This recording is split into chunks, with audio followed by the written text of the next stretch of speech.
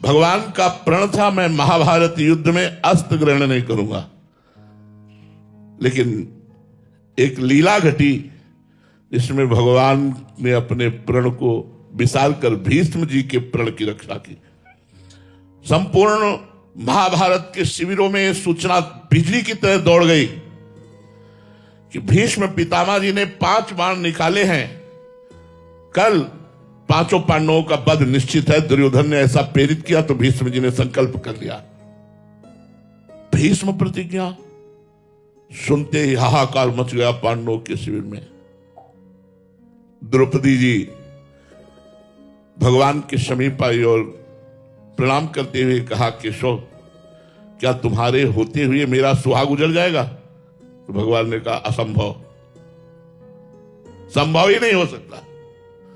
बोले संभव तो हो गया। भीष्म प्रतिज्ञा प्रसिद्ध है और भीष्म जी ने प्रण किया है कि कल मैं अगर जीवित रहा तो 5 पांडवों में से मारूंगा इनको। तो भगवान ने कहा, मारने योग्य ही नहीं रहेंगे। अगर उन्होंने ये बात कही है तो मारने योग्य ही नहीं रहेंगे। चलो मेरे साथ चलो।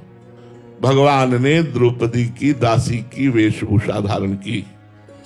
जब शिविर में पहुंचे तो महान वैष्णवाचार्य हैं भीष्म जी, तो द्रौपदी जी से कहा, पादुका उतार, और पादुका लेकर अपने पीतांबर में से छुपा लिया। बोले जा नंगे पैर जा, क्योंकि एक महावैष्णव के चरणों में जा रहे, जाके तो घूंघट करना और दंडवत करना। द्रौपदी जी गई और दंडवत की। तो भीष्म जी ने समझा दुर्योधन अभी प्रण दिला के गया है, उसी की पत्नी आई होगी प्रसन्नता के कारण दंडवत करने। तो कहा, सौभाग्यवती हो। यही सुहागिन स्त्रियों को वरदान दिया जाता है। हम लोग भी अपनी लाडली जी को यह आशीर्वाद देते, लाडली जो थारो अभी चल रहो जो सुहाग, सौभाग्यवती हो। हटाया घूंघट और कहा, अभी ये वचन सत्य माने या थोड़ी देर पहले वाला वचन सत्य माने?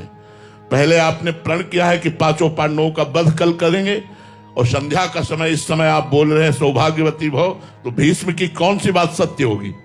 माला छूट गया हाथ से, जो माला चल रहा था वो छूट गया और कहा, यहां तक तुम्हें लाया कौन है? जो लाया है वो कहां है? क्योंकि तुम अकेले आ ही नहीं सकती थी। खड़े हुए चारों तरफ दृष्टि डाली तो दरवाजे पर एक दासी दिखाई दिया। नजदीक पहुंचे तो देखा श्याम सुंदर।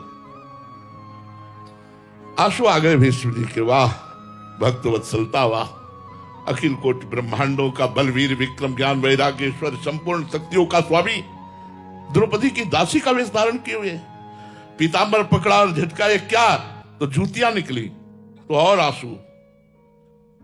ध्येयम सदा परिभवग्नम अभीष्ट दोहम तीर्थास्पदम शिव विनंचनुतम शरण्यम भृत्यार्थिहम प्रणत पाल भवाब्धिपूतम वंदे महापुरुष ते चरणारविंदम। जिनके चरणों का ध्यान देवादिदेव महादेव शंकर और ब्रह्मा आदि करते हैं, वो द्रौपदी की पादुका लिए दरवाजे पर खड़ा है। उन्होंने कहा, बेटी जिसका रक्षक ये होता है, हम क्या काल की भी ताकत नहीं कि उसका सुहाग उजाड़ सके।